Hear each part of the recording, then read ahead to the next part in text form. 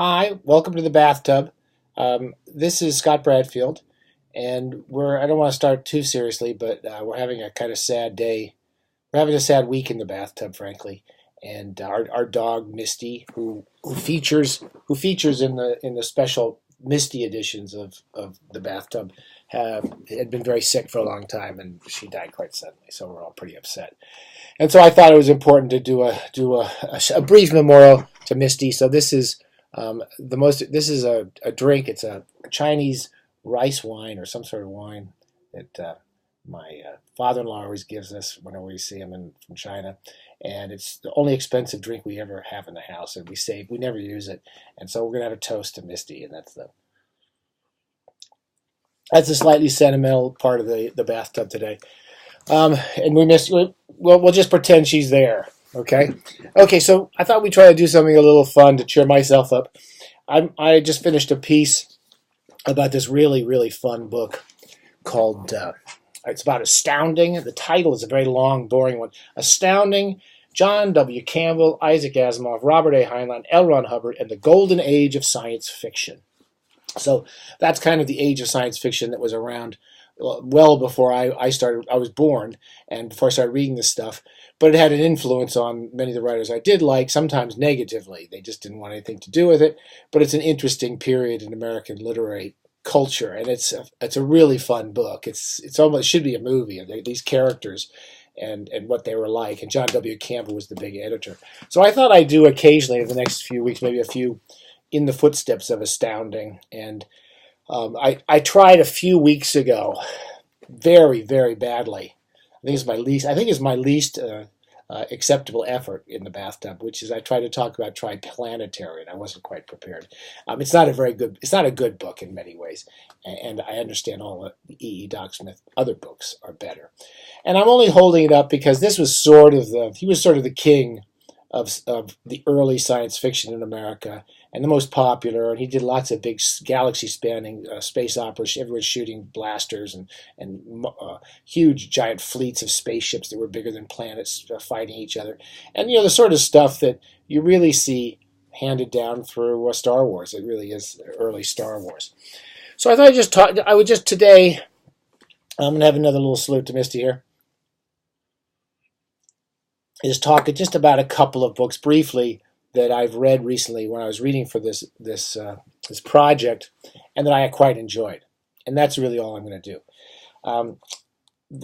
One of the books I've never really heard much about before, and I read this simply because I heard it was kind of a transitional book in a way between the old E. Doc Smith and the newer Campbell period that comes later, and it's called The Legion of Space by Jack Williamson, who was kind of one of the great, interesting science fiction writers for Astounding, and he lived to be almost 100, and he was born he went, I forget where he went now. I want to say New Mexico or somewhere there, the Midwest. He went there in a covered wagon, according to him, and he started writing for the pulps before Campbell came to Astounding. And this book came out in, I want to say, 35. So originally came out. That's not right. 1935. So that would be before Campbell became the editor. But Williamson continued to publish books, and particularly even more legions of space books. And I'm talking about it for a bit because this is actually it really holds up well. Williamson really knew how to tell a kind of bullshit story. And it was much better and much more coherent than the Planetary, which I read. And I won't talk too much about it, except to say that he really knows how to kind of just move things along quickly. This plot is absolutely absurd, like the Smith in a way, and has to do with a Legion of Space is run by some guy who makes a deal with some aliens on another planet to become emperor of Earth. Everyone wants to become emperor of Earth. There's all these early Trumps running around, and he wants to become emperor of Earth. So he betrays the Legion. He puts everybody in, and he hides. The bad guys kidnap a woman who is capable of creating a device called the AKKA. I know it sounds really ridiculous, but this is this is what it's called, Akka, I think. And it's a secret that only she knows for some reason. It's been passed down through some sort of, like some sort of special secret kung fu training school. And she has this ability to create this most powerful weapon in the universe. They never tell you what the hell it is. And I don't think you ever really do totally know. So she also happens to be surprisingly beautiful. So she's beautiful. And then there's the hero. So it's really kind of, it's almost like a teenage adventure books for adults. And it starts very quickly. So you have all the dramatic stuff set up very fast. And very quickly there's their betrayal and the woman is kidnapped. And the science in it is risible. But it's deliberately risible. I mean, the guy, Jack Williamson, clearly just does whatever, he says whatever he needs to say, kind of like Star Trek. If you watch Star Trek, Geordi talks that nonsense about how the warp factor engines need to be decalibrated because the post-structural nuances won't be properly elaborated. No, they talk in this nonsense exposition. And this occasionally will have little bits of exposition, like the aliens bomb everybody with red gas. And it makes people turn kind of red or green or something. And at one point, this is just an example, the bad guy who actually likes the good guy, he's like his uncle or something. He says, "You've been hurt, John." And John says, "Some weapon from the black ship. It made a greenish burn." "Oh, the red gas." The commander was suddenly very grave. "Open your tunic and let me see. The stuff is believed to be an airborne virus, really, though the biochemical reports brought back by the expedition are incomplete and extremely confusing." So he doesn't have to explain it. They always say it's extremely confusing. "The effects of it are rather distressing, but my experts in planetary medicine have worked out a treatment. Turn and let me see. You must go right to the hospital, John, but I think we can catch it in time." And that's basically all the science, whether they're talking about how the spaceships run, or at one point they cross a nebula, which is like 30 light years across or something, in like an hour. And that's because they turn the engines up higher. The science is just completely ridiculous. But at the same time, the story is quite compelling. It's basically the three musketeers in space. Because this young guy meets three wise old legionnaires of the space patrols or something, and they help him, and they go off in this ridiculous, absurd. They go all across the universe, and they crash land, and they cross this planet of totally evil creatures, and every chapter is really clear narratively. So Williamson really is good. He really knows what he's doing as a writer, and in terms of any type of genre, he keeps you going chapter by chapter, and it was really quite fun. I mean, I struggled through Planetary, but I had a great time in the bathtub with the Legion of Space, and have read Williamson in the past and enjoyed him. He lived until he was quite old. Again, you notice I researched all these presentations. He was quite old. I want to say he was in his late 90s, and he still published a couple stories late in his life. I think F&SF published something. So he's a pretty bright old guy and a pretty bright young guy, because this is one of his early books. And I think that if you like kind of just odd, different types of science fiction, but it's mainly an adventure book, you might really get a kick out of this. I enjoyed it. So the other book I thought I would talk about briefly is a book that's much more of Astounding. And it's called Orphans of the Sky by Robert Heinlein. You probably know Robert Heinlein. And it's a very short novel of his. And whereas Legion of Space was not a John W. Campbell product, and John W. Campbell was this kind of brilliant and crazy and unpleasant and unhappy man who edited Astounding for many years, pretty much up until when he was still publishing it when I was young and tried to read the magazine. And it went past its better days before I was born in the 50s. Heinlein was one of Campbell's big discoveries, and he didn't start off as a writer. He's a military man who I forget what happened. They said in the book, but he had some sort of injury or illness and had to quit the military. And he started deciding to write a short story for science fiction, pretty much as a lark, and because he thought maybe he could make a few bucks. And he wasn't really a literary man. He seemed to like books. He was a very bright guy.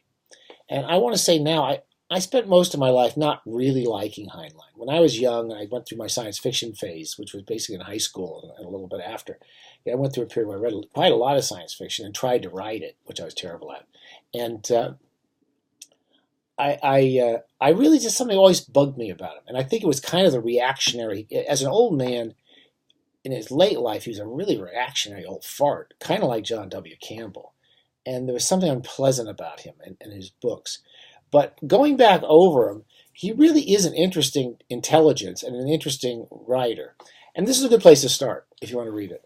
Mainly because it kind of does two things. One, it's two short novels. The first one is quite a famous one called Universe, and the second one is called Common Sense. But basically, they were two novellas published in Astounding back in the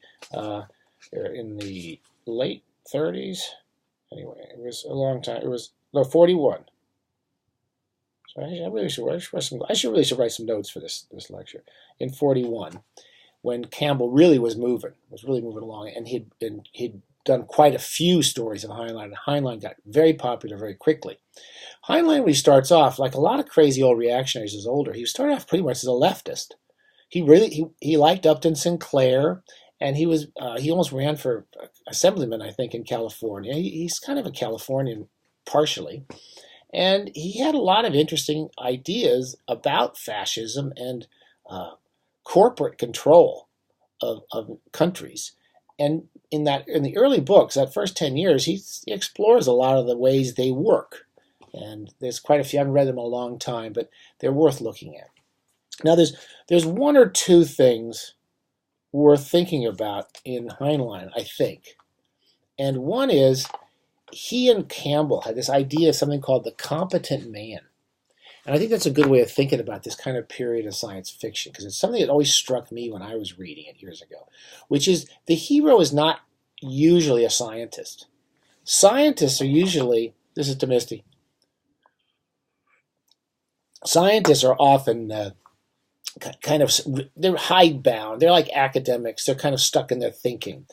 And the heroes are a little bit like Matt Damon in that terrible movie I've never been able to watch all the way through. The one where he does the mathematical theorems on the board. He's not really a scientist. He just has a kind of natural ability. And the competent men not only have natural ability at things like physics and stuff, but they can also, repair the carburetor in the car, and they know how to cook a deviled egg, and they just know all these little things. And Sturgeon does this too. Sturgeon's quite good at that competent man, the one who knows lots of little things. His are more brilliant in a way. But they're people who can do little bits and stuff. They're kind of like basement amateurs, but they're brilliant basement amateurs. And people who go down in the basement and come back up with a time converter or something like that. And then basically then they go out and pick up pizza for the family. There's lots of kind of really nice dads in it, or stern dads, who are trying to teach their sons something, but they're very bright and they can teach them a lot of things. So the premise of this is very interesting, which is in the Heinlein approach to fiction. And it was sort of, I guess, one of the first times it was done. You've probably seen it before, but it's called the closed universe narrative. And that means that there's a lot of people. The premise is that there's a gigantic spaceship has been built. So it's like bigger than, I don't know, San Francisco or something, or London. And it's been built to last forever. So it's self-regulating. It can every time there's a problem, it fixes itself, and there's a sort of a machinery that continually cleans and regulates it. And it's filled with thousands and thousands of people, and they're isolated in little villages, and they have different.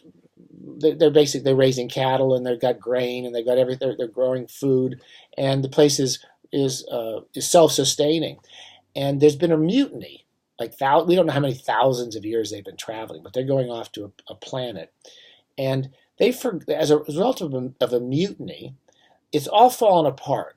And the scientists have become kind of religious nuts. So they've forgotten the actual science, and they've created religious stories and parables of what the science says in the books. So they have all these scientific textbooks, and they kind of try to interpret them in ways that kind of, reflect kind of general truths. They don't understand the science, basically, and try to fake understand it.